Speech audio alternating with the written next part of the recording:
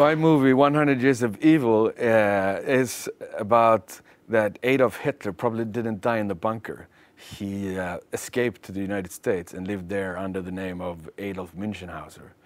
And the basis of the story is a bit about what's true in media and news today.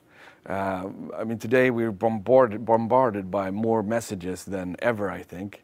And it's pretty easy for the forces behind the media and the news to make us believe almost anything. And of course, what we believe makes us into who we are. We just felt a need to do something on this theme. And it evolved into this crazy story about Adolf Münchenhauser, who might have been Adolf Hitler, we don't know. The idea to this film started or came to us sometime when the invasion of Iraq started. I remember being in my very comfortable flat in Europe and watching how the invasion started, and it was surreal. It was so well directed, it was hard to know, is this really happening? Is this true? What am I watching? And of course, then we knew that there was a lot of manipulation into that whole effort.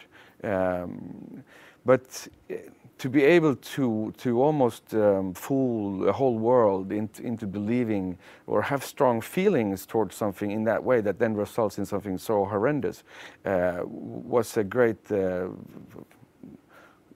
inspiration to do something about it.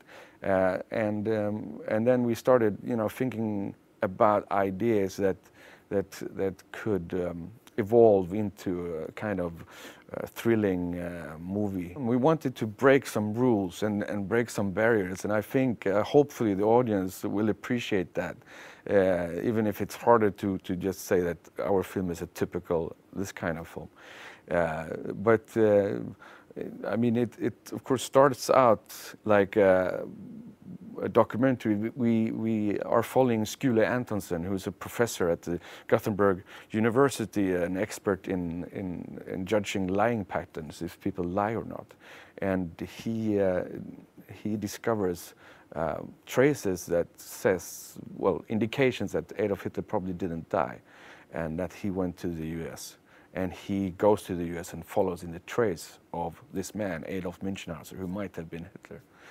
And so the format evolves as the story evolves, and as Skule, the main character,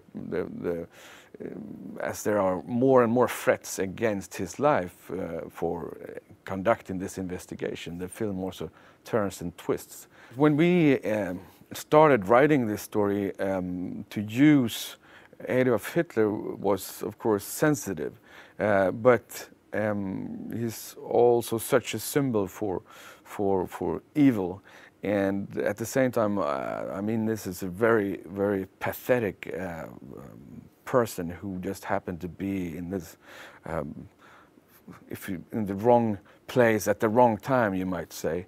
And to take him apart, I mean, if he lived and if he was Adolf Münchenhauser, he was really one of the most ridiculous persons that ever lived. And to take him apart and to finally be able to do what we do to him at the end of the film, which I won't tell you now, gave me a lot of pleasure. Our film, 100 Years of Evil, is having the American premiere, North American premiere here in Montreal. We're so happy about it, the fantastic festival. We're really enjoying it, and then it will hopefully go on the festival circuit. So it's starting to come out now. So please look for it and try to see it.